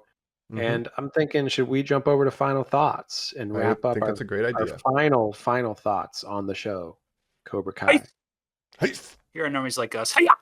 Well, we are wrapping things up on one of our favorites again. It's Cobra Kai Season 6, Part 1, Part 2, Part 3, the finale. We're going to give our final thoughts. Part all. Mike, I just want to throw a quick question to you before we get done here. Why no Hilary Swank? Do you know? I don't know, honestly. I know that movie has always been like the black sheep of the franchise. It's fun for, it's campy. It's not great, but I think for a series that touched every other part of it, I would be curious to learn why no Hilary Swank. Was she just not probably interested? My guess, the showrunners probably asked her, because they mentioned like, yeah, we could maybe bring her in. They probably asked her, and she was like, nah, I don't want to do that. And that's probably why. Look it up. Because she probably would have come for at least Elizabeth Shue is more busy than Hilary Swank at this point. It's like, I don't understand the ego and not that it has to be ego. She can truly just be like, no, I don't want to do TV or whatever it is, and that's totally fine. But I guess, why even hold the reservation to not even do a name drop? Like, why not have something of, well, I was looking into Mr. Miyagi's past. I found out a lot of stuff. It's not just that he was a bad guy. He also trained this girl in Seattle or wherever the hell that movie. Well, like when he's trying to track down what the truth of Miyagi is, he's like, I tried calling Julie Pierce. I found her number and his thing. She didn't answer. Like, at least he could feed it that way. But yeah, Yeah. It's what it is. But hey, shout out to the show's creators who basically pitched this show. Who I think when they're in that restaurant at the end of the last episode, I think so. They cut to those guys that are talking about Back to the Future. Back to the Future, doing a Cobra Kai of Back to the Future, basically, and pitching it to Netflix or something. I think those are probably cameos from the showrunners, right? I didn't Yeah. look Yeah, it up. why did they do that? Why did they just talk wanted to about be in the Back show. to the Future? Another 80s franchise. Set I'm in, trying Um, to. set in California. Yeah. Yeah, and Those this. guys, they just pitched this idea to like Netflix, all these different streaming services at the time, and the only one that picked it up was YouTube Red at first. The Right. directors of Harold and Kumar and Hot Tub Time Machine. Right. And of course, I think one of the places they got this idea was from Colin. Maybe you remember this. There was a How I Met Your Mother episode that guest starred William Zabka and Ralph Macchio, where Neil Patrick Harris's character always saw Johnny as the protagonist of Karate Kid, and they make a cameo and they reference that. Well- So they probably saw that and they're like, you know what? I got a great idea for a show. I think there's 2 points of origin for that because the How I Met Your Mother episode is very famous, obviously for introducing that to the public. But I believe before that episode, I'm looking at a YouTube video that's right now 9 years old that has 15 million views that was famous for a while with this guy Matthew basically positing that same thing where Daniel was really the bully. Yeah. So chicken and the It's a egg, one popular or the other. fan But theory type of thing where it's Yeah. like, what if we saw Karate Kid from Johnny's point of view? yeah, it's kind of been around as an idea. So to pitch that and actually make it work for 6 seasons and have it still be congruous with the original movies and like not mess Yeah. anything up, it's It's really- incredible. It's They really found an balance. accomplishment. Yeah, they found Do you guys balance. have one in your pockets, like a Biff show where he should Oh. have raped Marty's mom? Oh no! Never. What about We'll get an Crispin 80s Glover reboot? to direct it. Yeah, Another franchise that could be brought back like Karate Kid. From a different point of view to Ah. continue. It's a hard one to think about. Yeah. There's I a mean, there's world been where- so many of these like sitcom reboots, like Fuller House, Oh God, Boy, yeah. Girl Meets What- World. Would you guys say the other most successful from the same world, basically, again, because we talked about it before, is Creed. Creed is Yeah. from the point of view of Rocky's enemy and That's a good- recontextualizes everything. That's a good one, and I believe it's Creed's son, who's trained by Rocky in the first Creed movie, Michael B. Mhm. Jordan. I haven't seen those movies though. I I haven't need to seen watch really the 3 yet. Creed.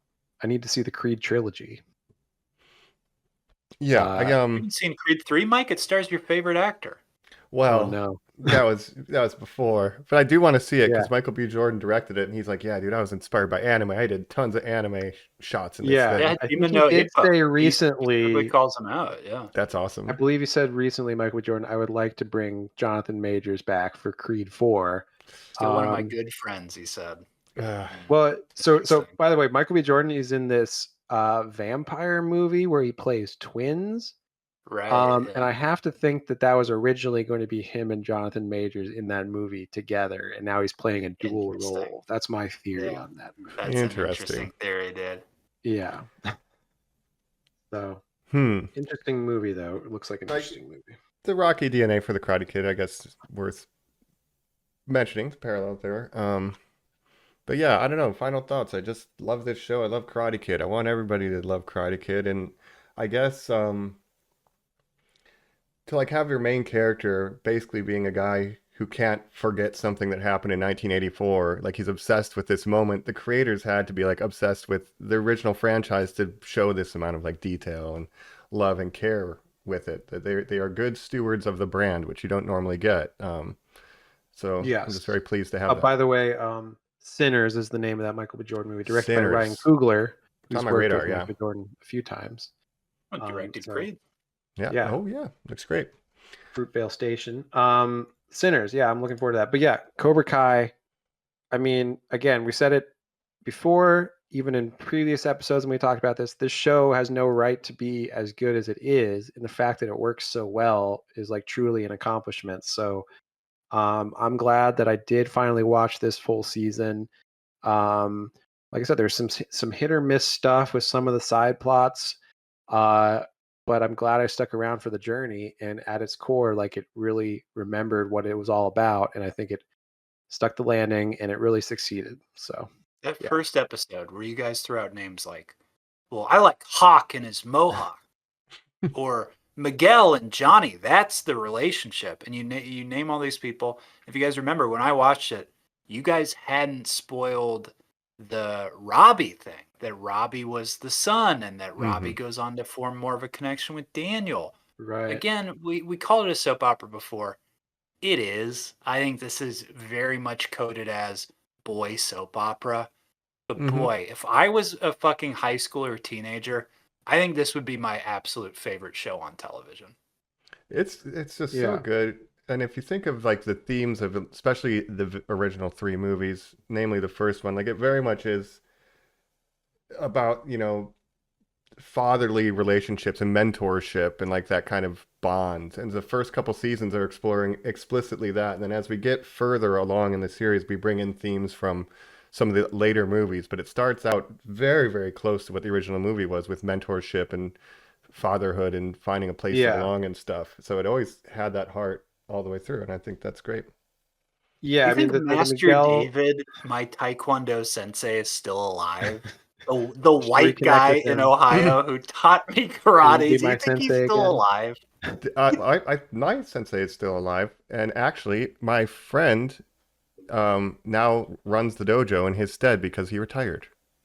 Wow. Shout out to Sensei Wow. Stuber and the Karate Institute in Ohio. I'm not going to fully dox it, but yeah, my friend is the head All I sensei want in my there. life Awesome. That's is a awesome. sensei Dude. Yeah. that will mentor me.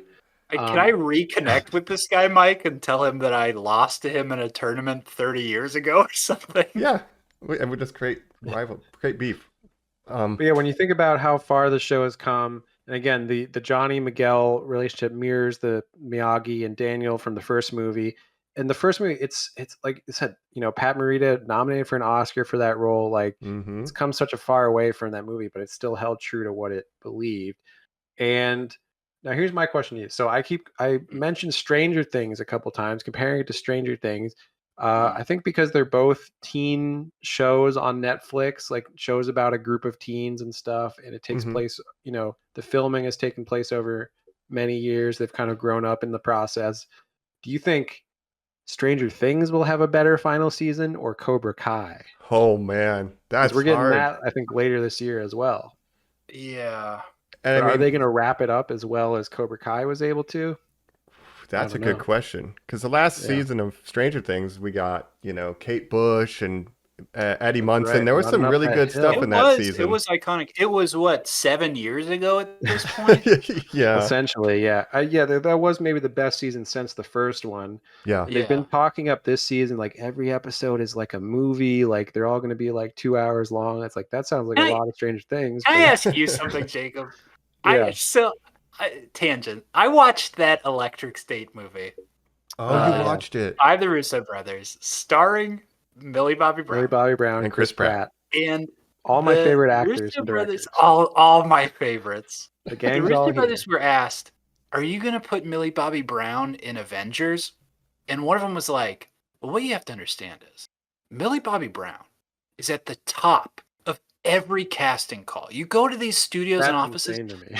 everybody, the number one person they want to work with is Millie Bobby Brown. We would all Why? be so lucky and fortunate." Now, do you believe that? I mean, she's only made movies for Netflix, is my understanding. She's And probably one of the two, worst filmographies of like actresses her age too. Like she's not in good projects. So who do you pick out of this to go on to have a great career? Obviously, it's Zolo. For me. Zolo, yeah, Blue Zolo. Beetle, baby.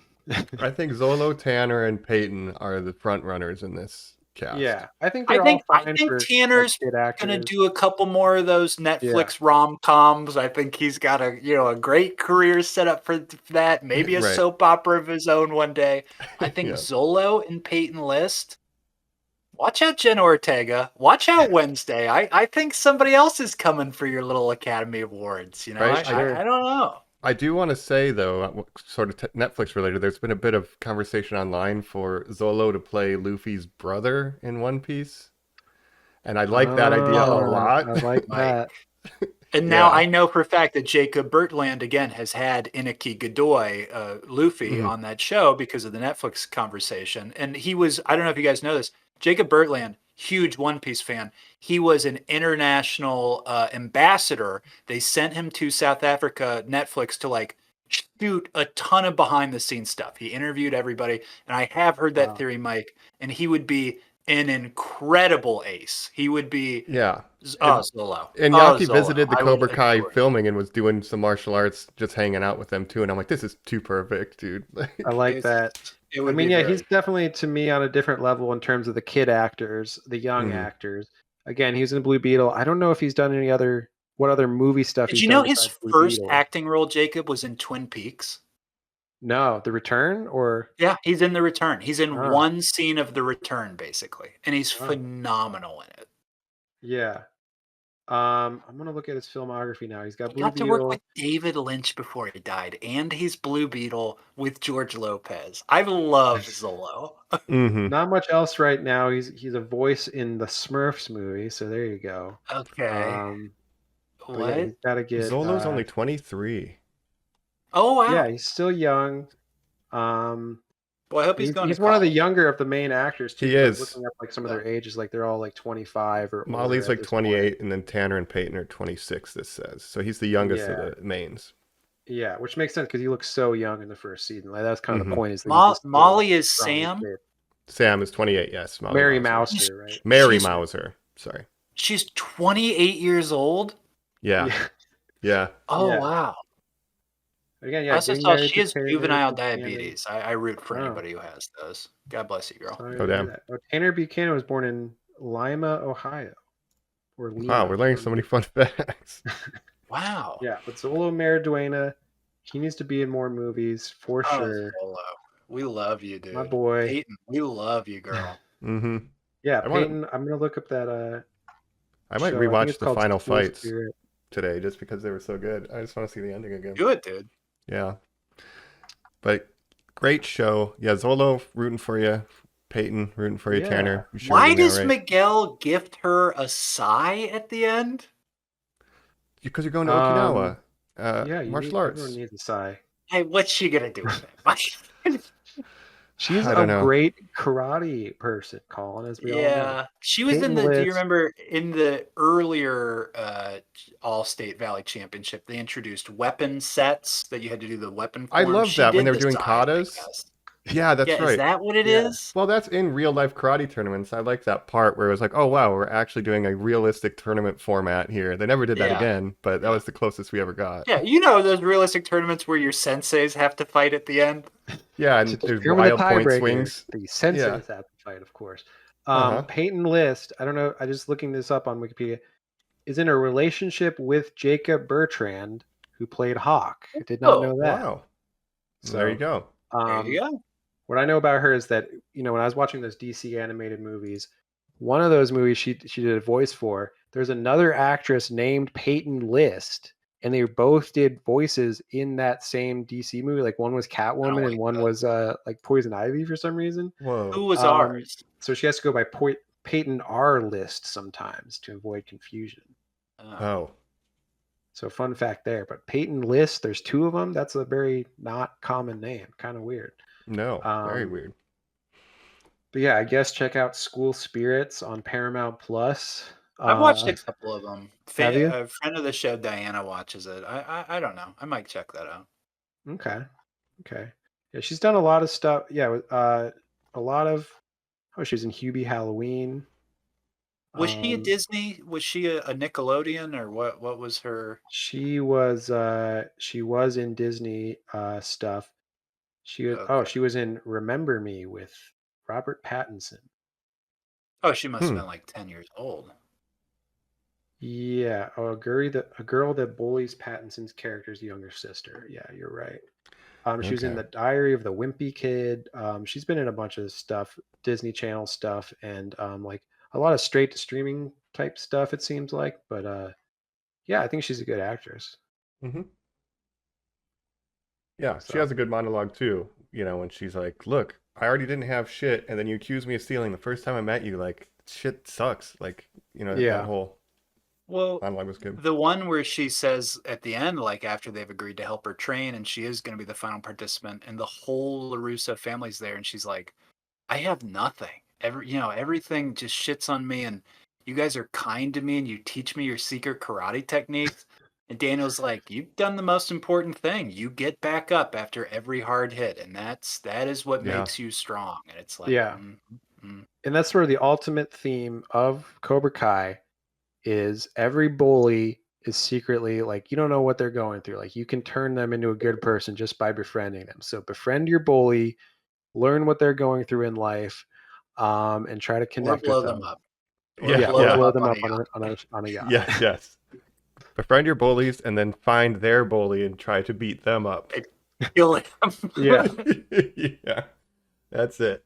No, balance. It really is balance. And the show had a lot of It's aspects to balance. And I like Daniel at the end coaching Johnny. Like, you're not going to win by staying back. You got to go on the attack. You got to be aggressive, Cobra Kai style, you know? And he's like, Cobra Kai. And Yeah. then when Johnny's teaching, the rules of Cobra Kai, strike first, strike hard, no mercy. Like, but he's doing it in a new Cobra Kai way where it means like, don't go easy on your opponent, but maybe you should show mercy sometimes. I don't know. don't let the world walk all over you. Yeah, he's kind of Yeah. adapted it. And how sick is the theme song to this show? Strike first. That Yes. little Whenever guitar that music hits, kicks in, I love it. it's so good. Every time it opens an episode and closes one, that's true good streaming programming algorithm bullshit that when that hits, I'm always like, well, I gotta watch another one. No. My Yeah. show can't be over. This was a show where the early seasons I would just like binge them because I would watch one episode and they were so good with the writing where they would always end on some kind of cliffhanger or hook to get you in the next episode. And you'd end up watching 5 in a night and you're like, oh, I should have gone to sleep like 2 hours ago. But and that was what I remember from the early seasons of the show. But maybe it's time for a rewatch. I don't know. Yeah. Rewatch, start over Teen Vogue with some karate, the show. Yeah. But it works. It works and we love it. Cobra Kai. Never die. Never dies. Absolutely. Die. All right, catch a fly with Pain, no chopsticks. You fear. can accomplish anything, That's Or true. just That's right. smash it. No mercy. It's your call. Yeah. Beginner's luck. Mhm. All right. Well, we hope you have been listening along too, doing karate with us. That's right. Yeah, check out our YouTube channel, of course, if you want to see our beautiful faces. I was just gonna say, did we want to touch on that movie that is coming out in May, starring Ralph Macchio and Jackie Chan? I guess we're obligated. I guess I'll see it just to see what it's all about. It's still got Ralph Macchio. Probably do an episode on it based on that it has Yeah. Daniel LaRusso. It's So yeah, It seems like Karate Kid it's a Legends. new kid. Yeah, Karate Kid Legends. They had a casting call for a new kid that's going to be like the Karate Kid of that one and taught by these 2 senseis, I guess. I don't know where the rest of the cast of Cobra Kai will be during this, but we know Daniel's going to be in it. So that's all we really Jackie know. Chan says, like, we have to understand this kid means to me what you meant to Mr. Miyagi. And Daniel's like, Where's Jaden Smith? Yeah. So I've never watched the Jaden Smith one. I've been on the record as boycotting it. But now that Daniel's in this and they're allegedly part of the canon, I will be required to watch both. So I'll probably, if I need to watch the new one, I'll watch the Jaden Smith Just one. do like the day full before. rewatch. Go back, watch Karate Kid 1, watch the original trilogy, watch Hilary Swank, then watch all of Karate Cobra Kai. the new Karate Kid, and then watch all of Cobra Kai, and then watch the new movie. Right. So yeah, you watch the Karate Kid with Jaden Smith, then you watch the whole show, and then you watch the new. That's the chronology, I believe. Right. But you watch the original movie, and then Right. Karate Kid movie, then Cobra Kai. Yeah. That's right. do we think it will do well? Obviously, this series That's a does have a question. huge viewership. Will that translate to big box office? I don't think so. But maybe that's I me. don't know. I don't know why they It's even a are making Sony it. film. I just imagine people don't go to those. They don't have a lot of Jackie great Chan, stock.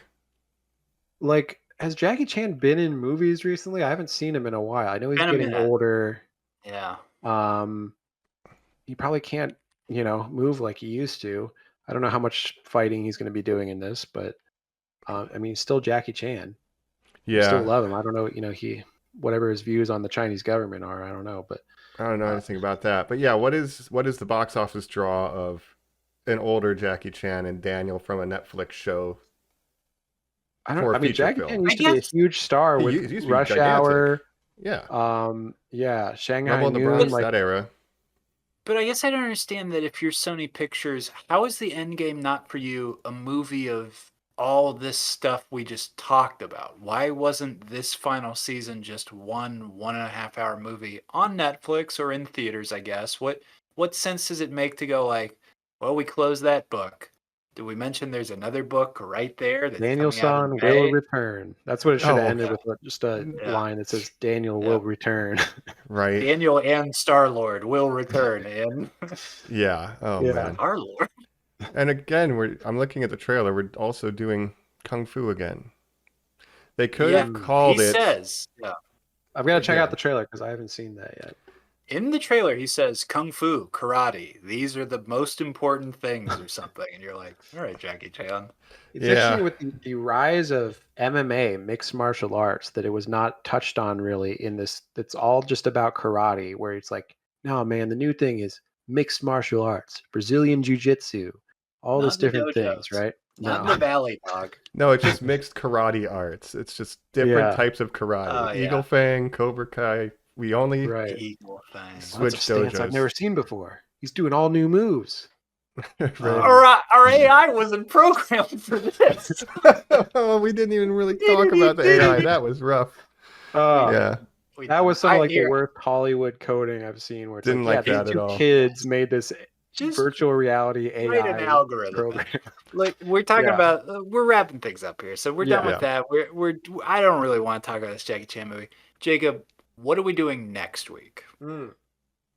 Well, next week we're wrapping up the Year of Apes, you might say, Mm-hmm. with our final. Of course, we've covered the entire Planet of the Apes franchise, but we are going back to Skull Island, and we're going to meet the King, King Kong, Peter Jackson's King Kong, in fact. Wait, starring you're saying Andy Serkis. Little Skronkus won't be there? Little Skronkus will probably not be there, Dang. but Jack Black will be there, so it's okay. I guess that's a fair trade. Will any sort of problematic Academy Award winners be there? Possibly, yeah, some problematic, some brutalists will be there. Yeah, we're talking about King Kong, the epic Peter Jackson follow-up to the Lord of the Rings. What did he want to do? He wanted to make King Kong, and that's what we'll be watching. So I'm looking forward to revisiting that. Haven't seen it in a long time, so that'll be Our interesting. final Andy Serkis ape film. Yes. That's right. As far as we know it, as of As far as we know. what knows the future will hold. But yeah, looking forward to that because we love Caesar, and this is how his first dry Love run at doing an Lumpy. ape. That's right. Yep. Why Cookie Rocket and Cobra Kai Never Die? Yeah. Why Blonde Girl King Kong? Why Naomi Watt? That's right. Kong, I'm not sick anymore. Steps on him. So tune in next week for all these great quotes and more. Yes. That's right. All right. You'll be feeling depressed after the next one because it takes place during the Depression. All right. That's right. Nice. And then we'll talk about what our next long form series will be. We've had some talks. We'll off have that pod figured out by that point. Yeah. But thanks for And the rest of the month, we'll be honest with you, listeners. We don't have too much scheduled yet, but there's a ton of stuff coming out soon. Well, that'll be the end of this month, March, and then we'll be going into April.